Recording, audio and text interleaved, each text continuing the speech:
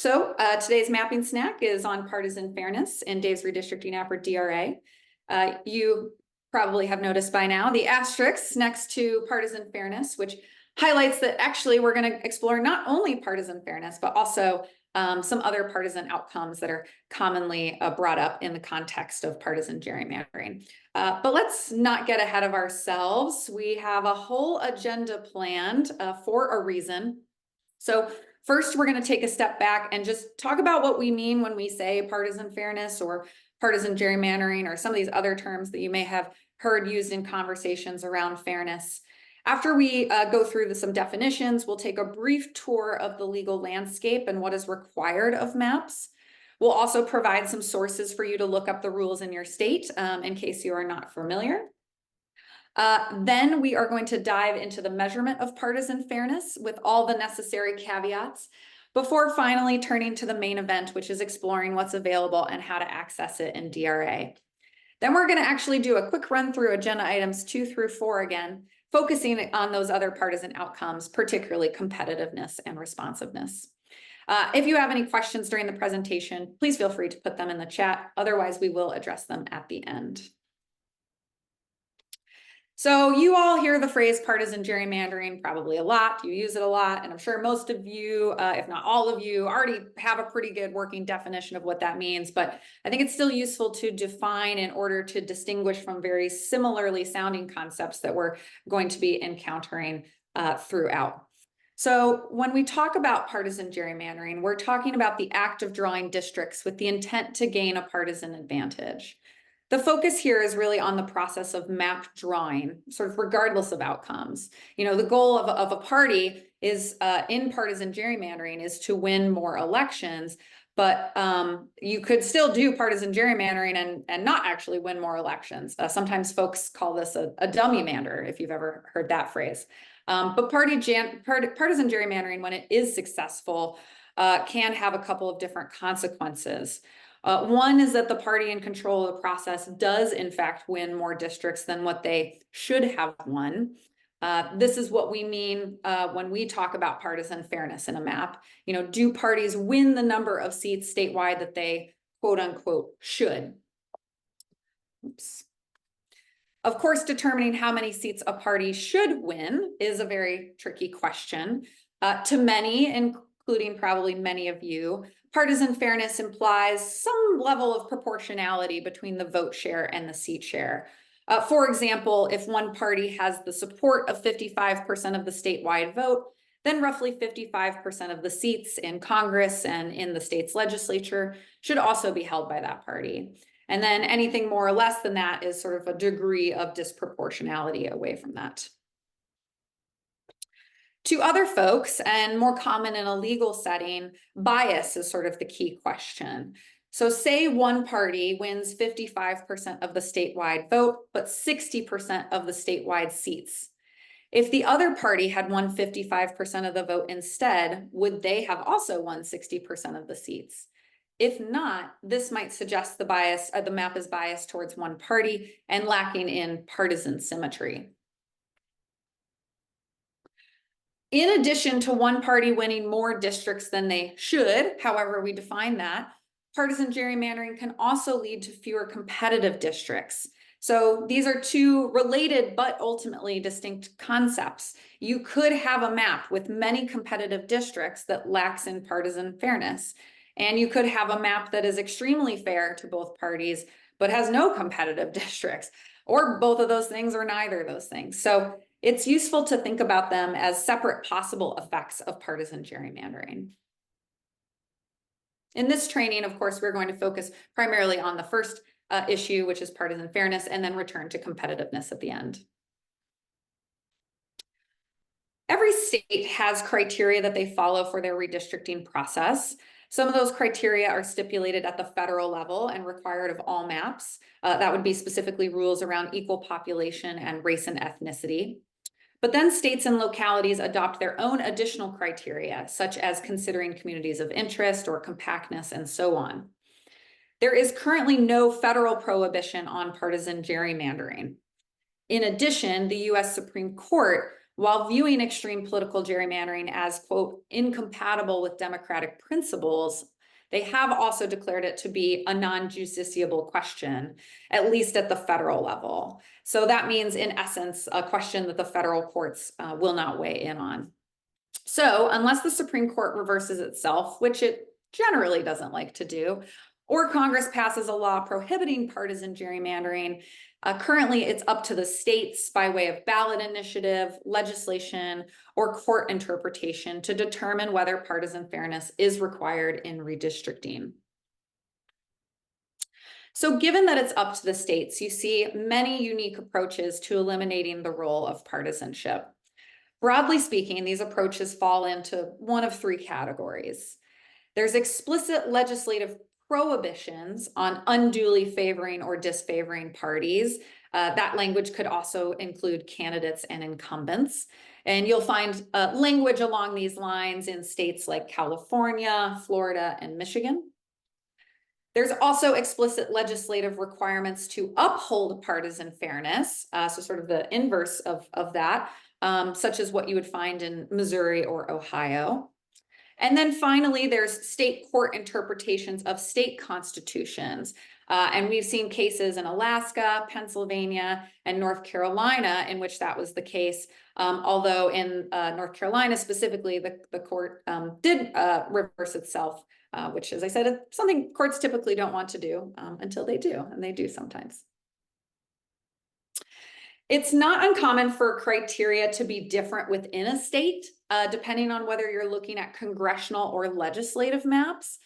So even if you feel like you're someone who knows pretty well what the situation is in your state, it's still useful, I think, to look it up and just confirm, because again, the rules may be different depending on what map you're looking at. There's a few different places that you can go to look up this information. I want to recommend two in particular. The first is the Brennan Center, because they pretty much give you the exact language in effect. And as we'll see on the next slide, language does matter. All About Redistricting also has some quick tables if you're looking for something that categorizes states into a handful of buckets. Quentin will put some links in the chat for you to check out at your leisure. So just to see some of this variation in action, let's look at some detailed language out of Missouri.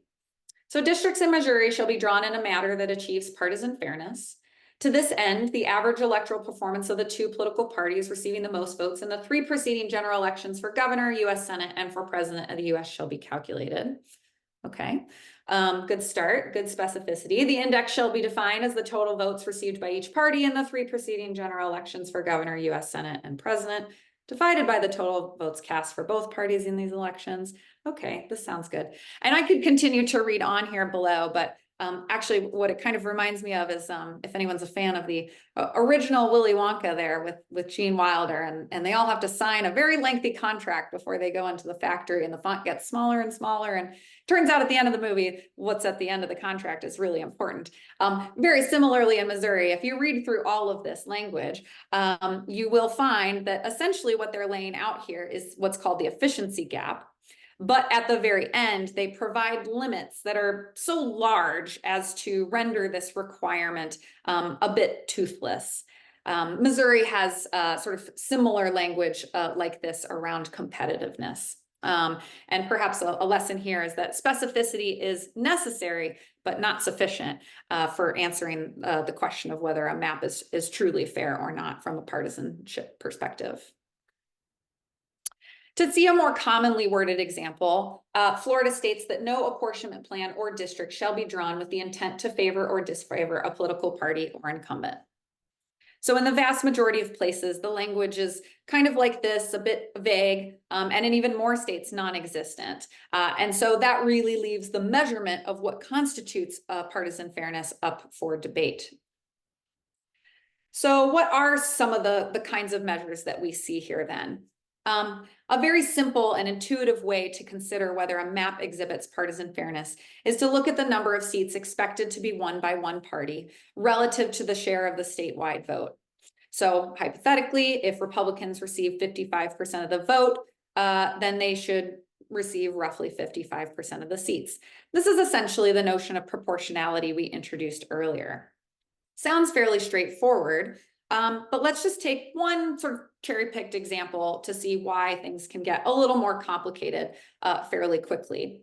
So in Massachusetts in 2020, Biden won roughly 65% of the statewide vote, while Trump won 35%. Massachusetts has 9 congressional seats, and let's assume that the presidential vote is a perfect predictor of the congressional vote, so that 1/3 of the state also voted for Republican congressional candidates. In this simple model, we would expect roughly 3 seats to be held by Republicans, but none currently are. So does that mean that the map is unfair to Republicans, or more specifically, disproportional? Maybe. It could also mean that given where Democrats and Republicans live, and given the many other criteria that maps must meet, this is the most fair in terms of partisanship that a map in Massachusetts can look. Mathematically, it's also easy to imagine a scenario in which a map results in no seats for Republicans. We aren't taking a statewide vote and apportioning seats according to that. That would in fact be proportional representation. Instead, we're dividing the state into 9 slices and looking at the vote total within each of those 9 slices. And this system means that you can end up with, strictly speaking, disproportional results that might still be considered fair. Again, for the record, I do not actually know if this is the case in Massachusetts or other states specifically right now. This is, again, really just an exercise to show you how things get complicated quickly. So there are plausible reasons why a party might not win exactly the same percent of seats based on the percent of votes they receive statewide. A bigger obstacle to the notion of straight proportionality is our current legal landscape. So in Rucho, which again is probably a case many of you are familiar with, the court said that such claims invariably sound in a desire for proportional representation, but the Constitution does not require proportional representation, and federal courts are neither equipped nor authorized to apportion political power as a matter of fairness. So the court is also a really big reason why we have so many metrics. They have repeatedly referenced sort of this lack of a precise, manageable standard as a reason why they can't weigh in. And seemingly here, the court has rejected what some would argue are workable standards because ultimately they focus on proportional representation as the ideal. All right, if you're sitting here thinking, what am I supposed to take away from all of this before we get into DRA specifically? A few things. One, there's a lot of variation here in terms of what states require around partisan fairness, including not requiring anything at all. A second is that there are a lot of metrics out there, as you'll see shortly. And third is that given there is no widely accepted measure to date, perhaps we will get there, we want to be clear that we don't endorse any one particular metric over another. Just because we'll highlight a few in the advanced tab at the end of the training doesn't mean necessarily that those will be the gold standard in the future. We'll have to wait and see. I would also add too that the question of which metric to use is empirical, in the sense that some measures work better than others, and we can answer that with observation and with data.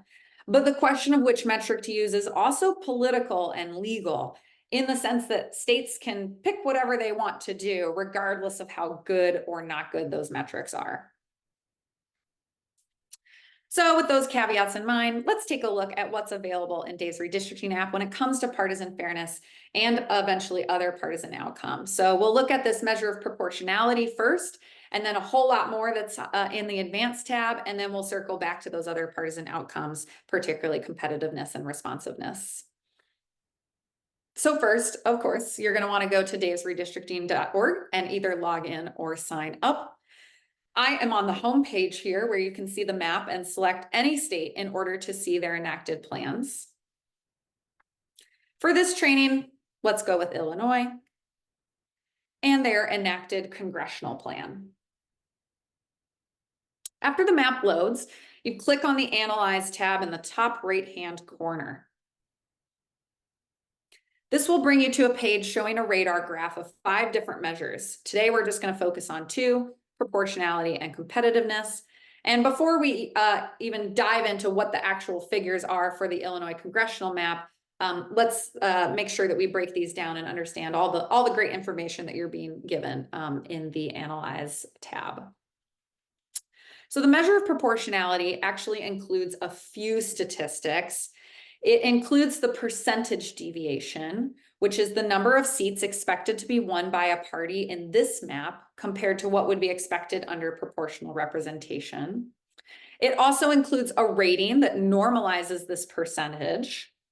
And it includes some notes, which tells you the statewide Democratic vote share based on election composite, as well as the seat split, which is the whole number of seats closest to proportional.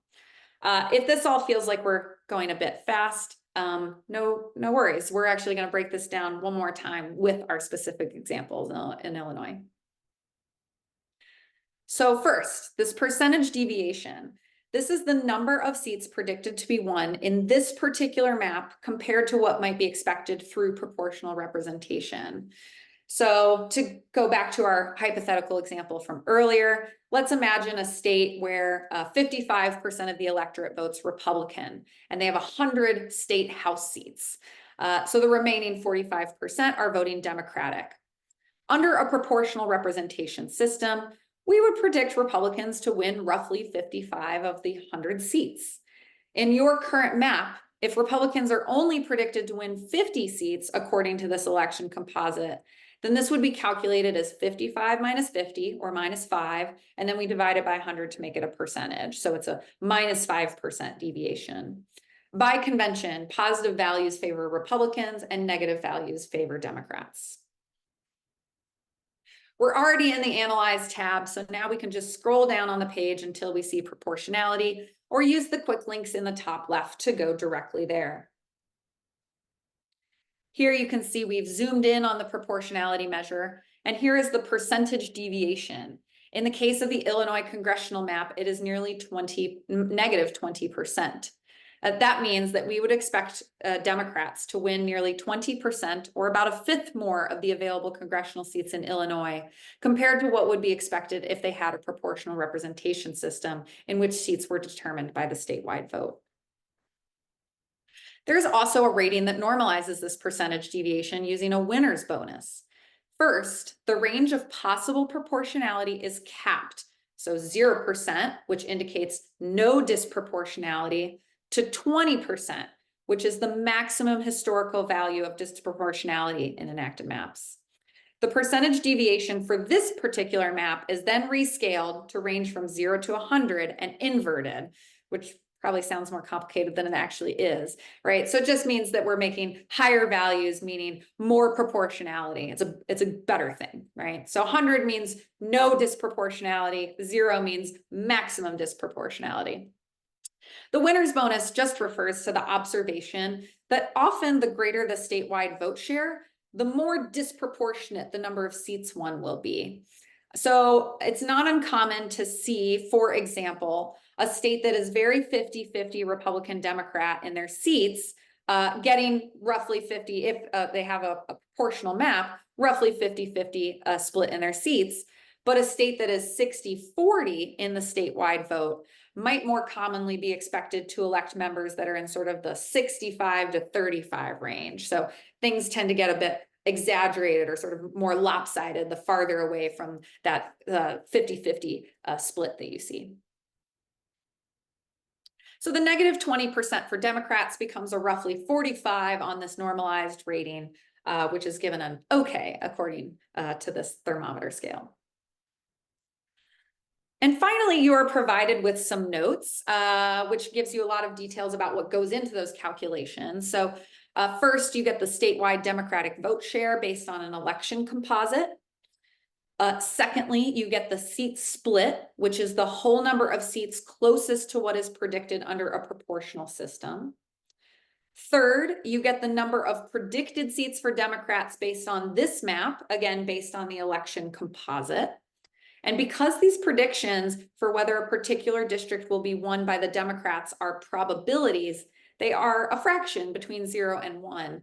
And the sum of these is often not a whole number. So when we take the difference between this fractional number of seats expected to be won or lost in this map compared to the number of whole seats predicted based on proportional representation, it's not uncommon to see that the difference between those two things is also fractional. And this final value tells us how many more seats Democrats won compared to a proportional representation system. Positive values in terms of unexpected seats mean that the Democrats lost seats compared to what would be expected if the map was proportional, while of course negative values are the opposite, indicating that Republicans lost seats compared to what would be expected if proportional. In the case of Illinois, we see that the average statewide vote for the Democrats, according to the election composite, is a little over 58%. The number of seats expected for Democrats under a proportional system, given that statewide vote, is 10. The number of seats likely won under this map is 13.3. And then the difference between those is negative 3.31, meaning that Democrats are expected to win 3 or more seats with this map than they would under a proportional system. And there are many, many more metrics available in the advanced tab, so many that it's difficult to know which ones to point out. And so the approach we've taken today is to highlight those that have been utilized in litigation or even cited by state Supreme Courts as potential evidence of partisan fairness in a map. So earlier I noted that courts in Pennsylvania and North Carolina have found partisan gerrymandering to be prohibited under their constitution. You'll find that both the efficiency gap and the mean median were cited in these courts' opinions, while North Carolina also identified close votes, close seats analysis, and partisan symmetry as potentially useful indicators of the partisan fairness of a map. A trial court in Maryland also cited the efficiency gap in striking down a map, but ultimately the legislature drew and passed a new map that satisfied both parties to that litigation, and they withdrew their complaints. So that was a lower court in Maryland, unlike Pennsylvania and North Carolina. Also, please note, and I'm borrowing Alex's language here because I think it's really good, that as we dive into the advanced tab, there are no guardrails, advanced only. But if you want to go see those, you would just go back to the top right-hand corner here and click on advanced. If you wanted to find metrics like the efficiency gap or the mean median, you would click on bias measures, and you can see that those and many more are available here for you to assess your map with. Of course, in keeping with the theme of this training, even these metrics do not capture the universe of possible evidence for lacking in partisan fairness. For example, there has been successful litigation in Florida that focused much more on the question of partisan intent and included qualitative evidence that what seemed to be testimony submitted by the public was in fact a map drawn by consultants to the legislature. Another interesting approach that was cited in Pennsylvania is what's called an ensemble analysis. In short, this works by producing thousands of hypothetical maps, an ensemble, and calculating statistics for each of these maps, and then comparing the statistics from the enacted map to the statistics from the hypothetical maps in order to understand, is this enacted map sort of an outlier, or is it kind of a common outcome that we might expect from drawing many maps? In theory, any ensemble or outlier analysis could calculate any one of the measures of partisan fairness to compare. So it's more of a different methodological approach to these measures rather than a measure in and of itself.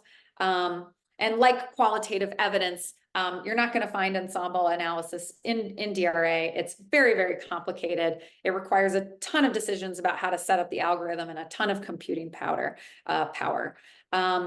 However, one other approach that you will find in DRA is something that we saw in a recent ruling out of Wisconsin that relies on the principle of majoritarianism. In this case, the court argued that they could not select a map that was anti-majoritarian, and they did have some consultants who provided data on this. This is basically when a party receives more than 50% of the votes, but fewer than 50% of the seats. So it's sort of like a bright line version of disproportionality. And this is identified in DRA in the proportionality section when it occurs. The consultants in Wisconsin also provided data on the mean, median, and partisan bias to the court, but ultimately, sort of similar to Maryland, the legislature passed maps, and so it's unclear what else the court might have said along these lines. If you'd like to learn more, including which states have weighed in on the question of partisan fairness, including a few states that have also found this question to be non-justiciable at the state level, you can look at this overview from the Brennan Center that, again, my colleague Quentin will be sharing in the chat momentarily. Before we go, I want to circle back to these other partisan outcomes, namely competitiveness. So a competitive map is one that encourages or even maximizes the number of districts that could be won by either party. If you're into it, you may have also heard the term responsiveness before. And in essence, it means that if one party's vote share increases, how much does their seat share also increase? So, if the vote share for one party increases by, say, 5%, but the percent of seats they gain only increases by 1 or 2%, we might say that map isn't as responsive as we'd like it to be. There are a few states that uphold competitiveness: Arizona, Colorado, Missouri, and Washington. New York also prohibits discouraging competition. So again, sort of like the inverse of these other states, similar to what we saw for partisan fairness. And again, the language is going to vary from state to state. At least 3 of these states have pretty vague language, and it's not clear, at least looking at that, what constitutes competitiveness. And again, I've already mentioned Missouri as a situation where they do provide a lot of detail, but then set parameters that are so large that it makes it not particularly effective. So to understand the competitiveness of a map, we'll first go back to the Analyze tab. This measure is calculated by generating a prediction for each district based on whatever election data you have set for the map. If the prediction is that a particular party will win less than 40 or more than 60% of the vote share, it is considered uncompetitive. Anything in between is considered competitive. Predictions for each district are then summed up and divided by the total number of seats, and this value is normalized, meaning just we're going to make it force it to range between 0 and 100, with 100 larger values indicating greater competitiveness.